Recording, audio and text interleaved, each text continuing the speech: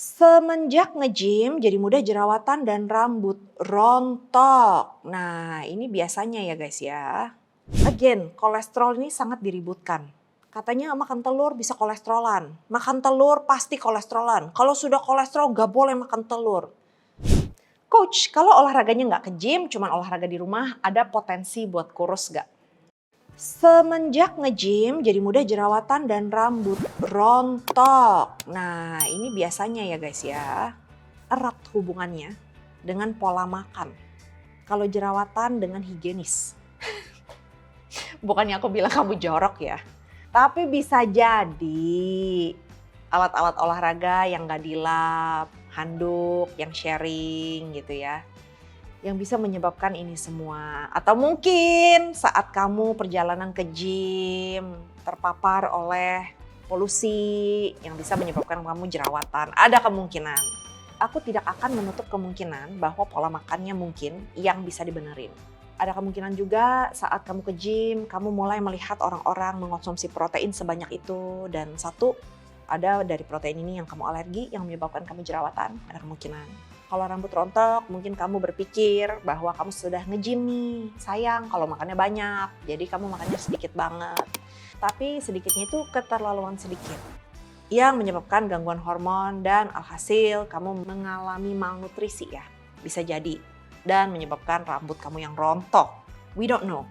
Banyak hal yang terjadi di sini. Tapi I'm pretty sure ada perubahan di pola hidup kamu yang menyebabkan hal-hal ini. Coba diperhatikan lebih engeh lagi. Ada pertanyaan, telur puyuh lebih horor kadar kolesterolnya daripada telur biasa. Betul sekali, telur puyuh per 100 gram itu kolesterolnya 844 mg. Sedangkan telur biasa per 100 gram kolesterolnya 373 mg. Jadi more than double kolesterolnya. Kalau makan jangan banyak-banyak. Ya, kalau telur biasa seperti yang sering aku bilang, 2 whole egg, putih dan kuning ya, no problem. Sisanya kamu mau makan putih telur aja, no problem. Telur puyuh ya kamu makanlah 1-2 biji, jarang-jarang juga makannya, it's okay. Again, kolesterol ini sangat diributkan. Katanya makan telur bisa kolesterolan, makan telur pasti kolesterolan. Kalau sudah kolesterol gak boleh makan telur. Gak makan telur ini masih makan martabak gak? Masih makan snack gak yang digoreng-goreng dibungkus-bungkus? Masih makan kue-kue gak yang mengandung butter? Kayak spikula, apalah, kue apalah. Ya gitu-gitulah pokoknya. Masih makan gorengan gak? Gorengan kan itu kan menu keseharian kita ya. Gak makan telur tapi hari-hari makan gorengan. Terus yang disalahin telurnya. Nih telur nih biang kerok kolesterol gua nih, telur puyuh nih. Emang lo makan berapa banyak, berapa sering gitu? Seringan mana sama gorengannya? Jadi ini harus bisa di-weigh, jangan nyalahin satu doang, kasihan telurnya ya. Dia nggak ada salah sama kamu. Sebenarnya kalau kita makan dan makanan itu menyebabkan penyakit, itu kita yang salah. Menurut aku loh ya. Karena kita makannya kayak orang gila. Tanpa batas, tanpa porsi. Nggak dalam moderasi. Coba kita makannya sewajarnya.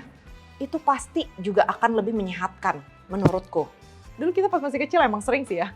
Beli telur gitu, telur puyuh, bungkusan, prak-prak, kopek, hap. Kayak makan kacang tau nggak? Nggak kerasa 10 butir tuh. Oh my god padahal. Let's see, telur puyuh tuh berapa sih kalorinya? Kalau telur kan sebiji kurang lebih 70 ya.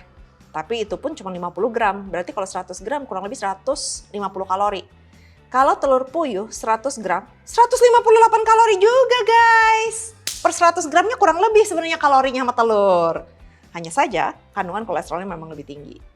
Oke, but like I said, kolesterol itu bukan hanya dari makan telur.